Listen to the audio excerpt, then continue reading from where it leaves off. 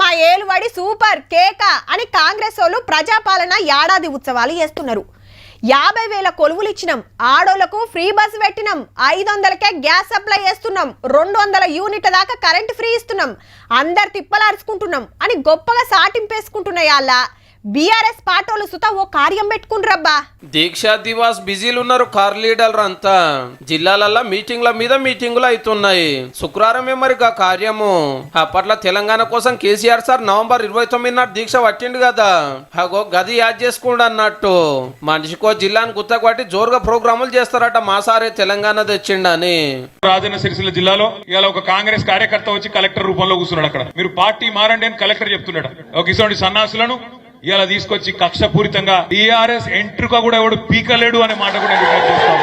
కవిత పక్క మోకాళ్ళ మీద కూర్చున్న కలెక్టర్ తప్పు పడతలేను, వాళ్ళని అలాంటి వ్యవస్థని తయారు చేసిరు మీరు మీ గవర్నమెంట్ లో.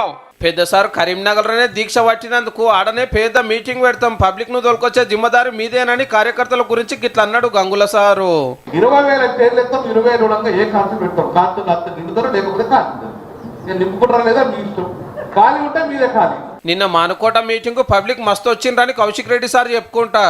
కేటీఆర్ గారు మైక్ పట్టుకోగానే జనం మొత్తం లేచి వచ్చి కేటీఆర్ గారిని ఎత్తుకపోయి అచ్చడిగా సీఎం కుర్చీ మీద కూర్చోబెట్టాలన్నంత కసితో లేచి వచ్చినాడు పబ్లిక్. ఎటు గనక అధ్యక్షుల వారు బయటకు వస్తలేడని మీరు కూడా పూరాగా మర్చిపోయిన రా. ఎట్లా కేటీఆర్ సార్ ను సీఎం చేయాలని వార్తేరే. అర్జెంట్ గా కేసీఆర్ గారిని తీసుకుపోయి సెక్రటరీలో కూర్చోబెట్టాలంత కసితో నిన్న మహబూబాబాద్ జనం ఉండే. అవును, ఇంత కేసీఆర్ సార్ ఏడున్నాడు సారు, ఇంటికన్నా బాయ్కన్నా? నిజామాబాద్ మీటింగ్ లో ఎమ్మెల్సీ ఫారూక్ గారు పబ్లిక్ మీద గరమైండు మా పార్టీని అట్లెట్లో ఓడగొడతారని. ప్రజలు ఏదైతే తప్పు చేసిండ్రో తన కాళ్ళ మీద గొడ్డని కొట్టుకున్నాము, అయ్యో పాపం కేసీఆర్ ని ఓడగొడుతుంది అని చెప్పేది. ఇక మహబూబ్ నగర్ మీటింగ్ లో ఫోటోలలో అయ్యింది.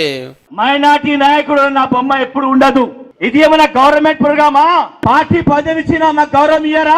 మళ్ళొక్కసారి ఇటువంటి మాట ఎవరు మాట్లాడే పార్టీకి సస్పెండ్ చేస్తాం ఎవడన్నా కానీ. ఈ ముచ్చట ఎట్లుంటే అదాని ఇస్తాన 100 కోట్లను సీఎం సార్ వద్దన్నాడు కదా. ఈ ముచ్చట మీద రామన్న గిట్లా అన్నాడు.